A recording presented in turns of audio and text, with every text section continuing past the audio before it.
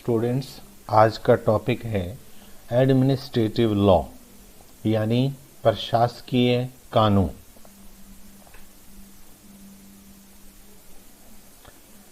Administrative law is body of law that governs the activities of administrative agencies of government. Government agency action can include rule making, education, or enforcement of a specific regulatory agenda. Administrative law is considered a branch of public law.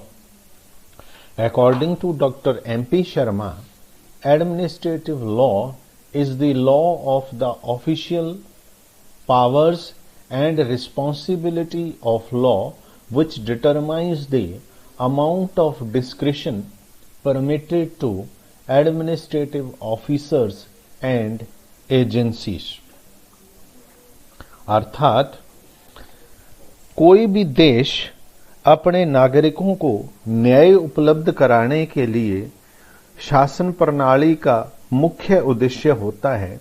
इसके लिए कुछ देशों में कानून के शासन को अपनाया जाता है, जबकि कुछ देशों में प्रशासकीय कानून को महत्व दिया गया है।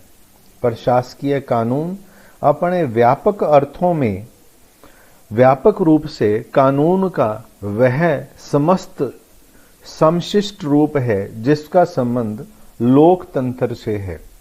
वार्थेलैमी के अनुसार प्रशासकीय कानून उन सभी सिद्धांतों का समासिक संग्रह होता है जिसके अनुसार केवल न्याय क्रिया व्यापारों को छोड़कर अन्य सभी प्रकार और वर्ग की ऐसी सेवाएं प्रचलित एवं नियंत्रित होती हैं जिसका कर्तव्य कानूनों का व्यवहार करना है। प्रशासकीय कानून सार्वजनिक कानून का वह भाग है जो राज्य तथा सरकारी कर्मचारियों के संबंध नियमित करता है। प्रशासकीय कानून सरकारी कर्मचारियों के कार्यों, शक्तियों और स्तर को निश्चित करता है। Aspects of administrative law. Administrative law deals with 4 aspects, यानी composition and powers of administrative authorities, fixes the limits of powers of these institutions and prescribes the procedure to be followed by these authorities in exercising such powers, and controls these administrative authorities through judicial and other means.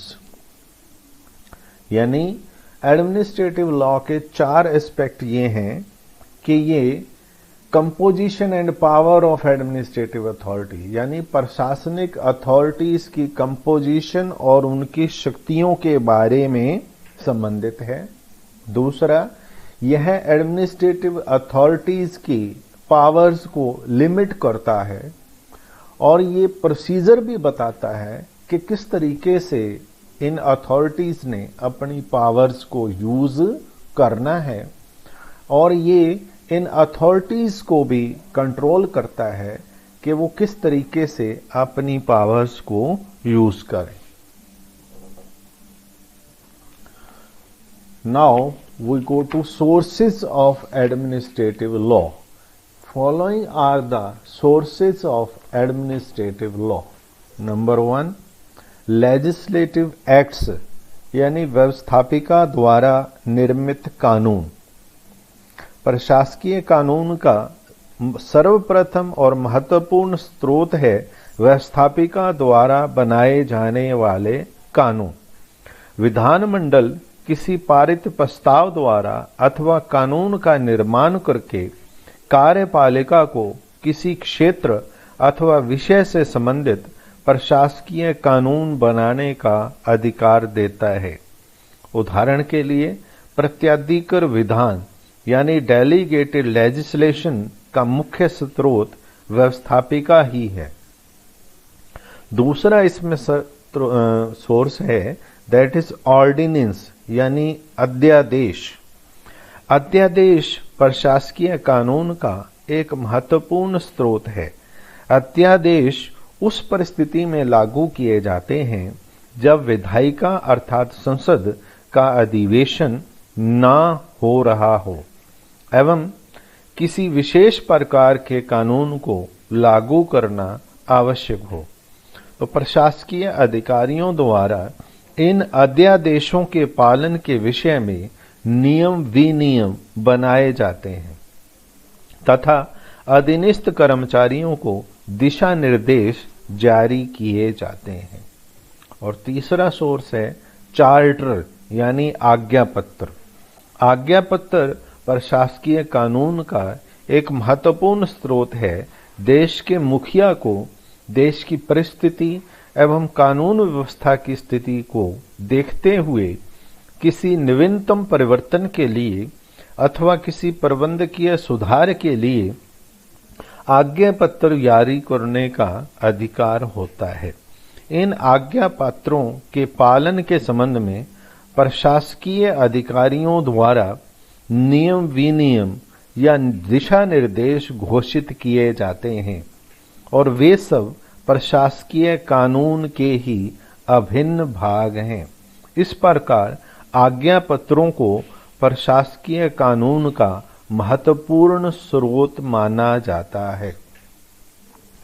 तो आजकल जैसे corona की बीमारी चल रही है, तो सरकार की समय समय पर डिफरेंट आज्ञा पत्र या अध्यादेश आते रहते हैं। जैसे सेंट्रल गवर्नमेंट की गाइडलाइंस, कोई 15 पेज 16 पेज की गाइडलाइंस, ये दुकानें खुलेंगी, ये दुकानें बंद रहेंगी, ये सब, इन सब को हम आज्ञा पत्र भी कह सकते हैं। और चौथा है डिसीजंस ऑफ एडमिनिस्ट्रेटिव अथॉरिटीज। वर्तमान समय में विधान पालिका और कार्यपालिका के पास काम की अधिकता के कारण प्रशासकीय अधिकारियों को प्रत्याधिकार विधान की शक्ति प्राप्त हो गई। इन प्रशासकीय अधिकारियों को प्रशासकीय अधिनिर्णय के अंतर्गत न्यायिक कार्य करने के अधिकार प्राप्त हो गए हैं। इन अधिकारों के अंतर्गत प्रशासकीय अधिकारी भिन्न भिन्न विवादों में अपने निर्णय देते हैं जो आगे चलकर प्रशासकीय विधि के महत्वपूर्ण स्रोत बन जाते हैं। 5th पॉइंट है जुडिशियल डिसीजंस यानी न्यायिक निर्णय प्रशासकीय कानून का महत्वपूर्ण स्रोत है। न्यायाधीशों द्वारा दिए गए न्यायिक निर्णय सदैव ही प्रशासकीय विधि के महत्वपूर्ण स्रोत रहे हैं। न्यायाधीशों द्वारा अनेक विवादों में महत्वपूर्ण निर्णय दिए जाते हैं। ये निर्णय पदाधिकारियों के अपकृत्यों के प्रतिकार एवं प्रशासकीय अधिकारियों के विरुद्ध किए गए दावों से संबंधित होते हैं और आगे चलकर ये निर्णय एडमिनिस्ट्रेटिव लॉ के मुख्य स्रोत बन जाते हैं। छठा सोर्स है कस्टम्स एंड कन्वेंशंस यानी रीति रिवाज और परंपराएं। रीति रिवाज और परंपराएं भी प्रशासकीय कानून के महत्वपूर्ण स्रोत हैं। प्रशासन उन देशों के नागरिकों के लिए होता है और नागरिक भिन्न भिन्न धर्मों, संप्रदायों, जातियों, उपजातियों में विभाजित होते हैं जिनके अपने अपने रीति रिवाज होते हैं। प्रशासकीय अधिकारियों द्वारा बनाए गए नियम विनियम इन रीति रिवाजों की अवमानना नहीं कर सकते। और 7वां इस डेक्लेरेशन मेड बाय लेजिस्लेचर व्यवस्थापिका एवं कार्यपालिका द्वारा जारी किए गए घोषणा पत्र। व्यवस्थापिका या कार्यपालिका समय समय पर घोषणा पत्र जारी करती है ताकि स्थानीय संस्थाएं एवं निकायों की गतिविधियों को नियंत्रित किया जा सके। इन घोषणा पत्रों में क्षेत्रीय संस्थाओं के लिए दिशा निर्देशों का वर्णन किया गया होता है। अतः यह घोषणा भी प्रशासकीय विधि के महत्वपूर्ण स्रोत माने जाते हैं।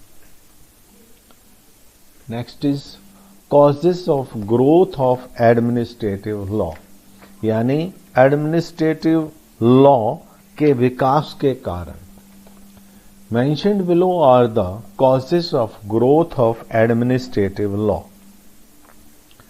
यानी एडमिनिस्ट्रेटिव लॉ के में काफी तेजी आई है और इसके मुख्य कारण निम्नलिखित है। नंबर 1, इंडस्ट्रियल रेवोल्यूशन यानी औद्योगिक क्रांति।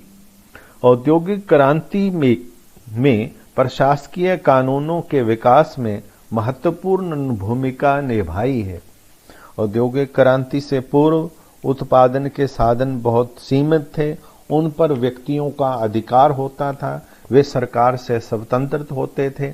औद्योगिक क्रांति ने उत्पादन के साधनों का रूप बदल दिया है। बड़े बड़े उद्योगों की स्थापना हुई है, पूंजीपतियों का उदय हुआ है। इससे समाज के आर्थिक जीवन में मूल परिवर्तन हो गए हैं।